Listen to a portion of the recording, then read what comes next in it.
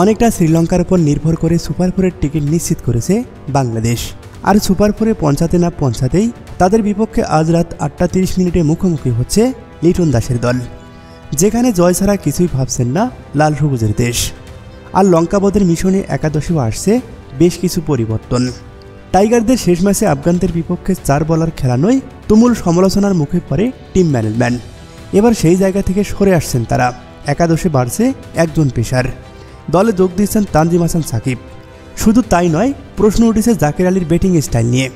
ফিনিশিংয়ের দায়িত্ব সামলানোর পরিবর্তে একের পর এক ডট বল খেলানো, যা হতাশ করেছে সমর্থকদের।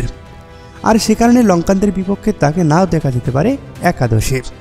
ওপেনিংয়ে ফিরতে পারেন পারভেজ হোসেন ইমন, বাদ পড়তে পারেন তাওহিদ হৃদয়। তবে ফিনিশিংয়ের দায়িত্ব থাকবে নুরুল হাসান সোহানের কাঁধে। এবার দেখে নেওয়া যাক টাইগারদের একাদশ। ওপেনিংয়ে থাকছে তানজিদ হাসান তামিম ও পারভেজ হোসেন ইমন। ওয়ান ডাউনে লিটন কুমার দাস।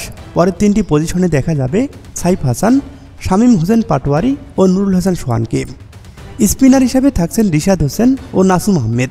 পরের 3টি পজিশনে থাকবে তানজিম হাসান সাকিব, তাসকিন আহমেদ ও মোস্তাফিজুর রহমান।